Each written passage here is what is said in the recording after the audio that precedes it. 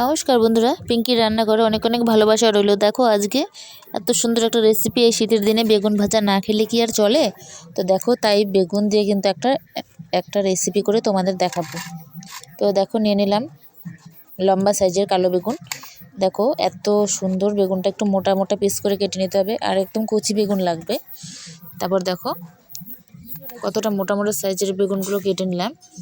তো এভাবে করে পুরো বেগুনটাই কিন্তু আমি কেটে নেব। তারপর দেখো আমার কিন্তু বেগুনটা কাটা হয়ে গেছে। এবার কিন্তু আমি জল দিয়ে ভালো করে ধুয়ে নেব।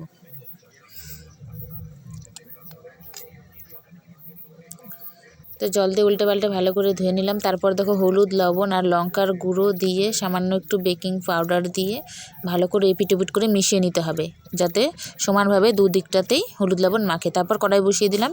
কড়াই বসিয়ে দেখো, খালি কড়াই, বলেছি একদম নতুন রেসিপি, আর একদম তেল ছাড়া কিন্তু এই বেগুন ভাজাটা রেডি হয়ে যাবে।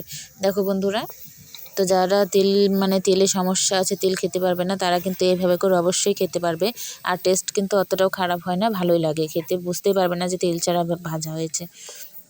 তারপর বেগুনগুলো সাজিয়ে দিয়ে কিন্তু থাল চাপা দিয়ে রাখতে হবে। আর এই রান্নাটা কিন্তু একদম গ্যাসের ফ্লেম কমিয়ে দিতে হবে, লোতে, কারণ তা না হলে কিন্তু পুড়ে উঠবে, ঠিক আছে। তারপরে দেখো এইভাবে উল্টে পাল্টে 2-3 বার কিন্তু উল্টে পাল্টে দিয়ে থাল চাপা দিয়ে রাখলেই কিন্তু বেগুনটা সুন্দরভাবে ভাজা হয়ে যাবে, যার জন্য কিন্তু এক ফোঁটাও তেলের কোনো প্রয়োজন নেই। তো দেখো বন্ধুরা, আজকে একদম বিনা তেলে তোমাদের বেগুন ভাজা করে দেখাচ্ছি।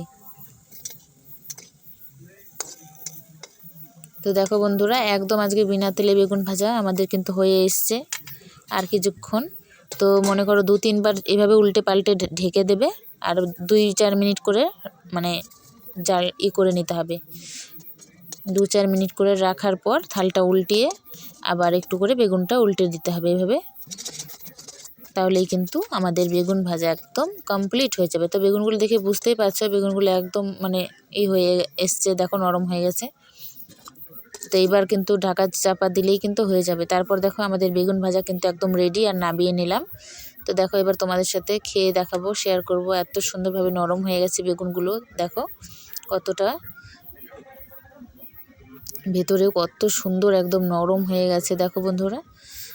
আর খেতেও অসাধারণ। তো তোমাদের সামনে আমি খেয়েও দেখাচ্ছি, দারুণ টেস্টও হয়েছে, বুঝতে পারবে না যেটা তেল ছাড়া করা হয়েছে। ভালো লাগলে সাবস্ক্রাইব করে